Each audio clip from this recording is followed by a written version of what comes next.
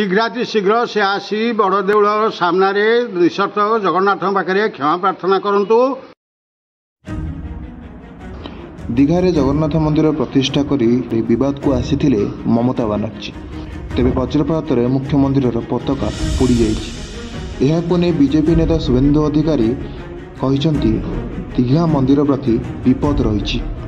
एने पुरी रे साधारण जनता एवं जगन्नाथ प्रेमी तथा बुद्धिजीवी महल में उद्वेग प्रकाश पाई।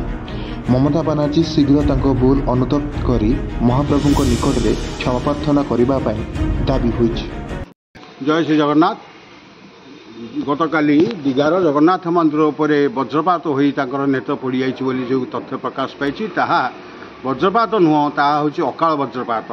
आमर मंदिर निर्माण शैली एवं सर्वोपरि ज्योतिष विद्यार आधार शिल्पी विद्यार आधार जहाँ तैयारी करा जाए से उल्लंघन हो केवल इंजीनियर मान जे दक्षता नुह समय मूल्य अच्छी ग्रहर प्रभाव अच्छी ताकू मानि ना। द्वितीय कथा हूँ से जो जगन्नाथ धाम लेखि जो अहंकार देखते तार जगन्नाथ केवे सहीबेनि। तृतीय अंश हूँ विद्वान द्वारा रोषे प्रसाद सेवन बा निजक अहंकार शेष सीमा पहुँची कहीं शिक्षित जाओ ना समस्ते दीघा आसु जो आह्वान देते बर्तमान महाप्रभु जनईदे जे ये हूँ झलक अधिक विपद पे प्रस्तुत रो आम आशा करवा।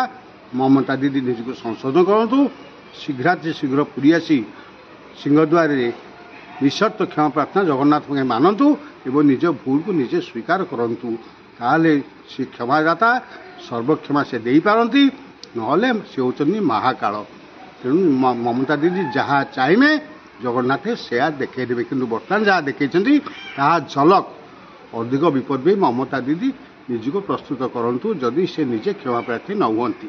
अच्छा गोटे कथा हूँ धाम लिखिले गोटे कथा सब पर्यटन ठीक थिला ए जो धाम लिखिबार धामटा बड़ कथा नुह धाम मध्य तो लिखले कौन मते सेटा भी ग्रहणीय हो पारि था कारण मन वैद्यनाथ धाम अच्छी लोक मैंने निज धाम लिखुं स्वर्ग धाम लिखा होची धाम तो धाम कत बड़ कथा नुह। बड़ कथा हूँ जो आत्मगर्भ देखिए विधर्मी हाथ में रोषे करके जो प्रसाद पैकिंग कर पठेले ताको जगन्नाथ सहीबेनि।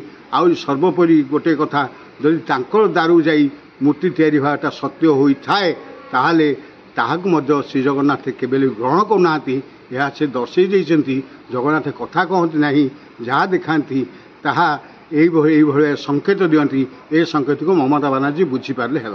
अच्छा एबे तांकर कौन माने से कौन करबा उचित एबे शीघ्राति शीघ्र से आसी बड़ देउल सामने निशर्त जगन्नाथ पाखे क्षमा प्रार्थना करंतु नतुबा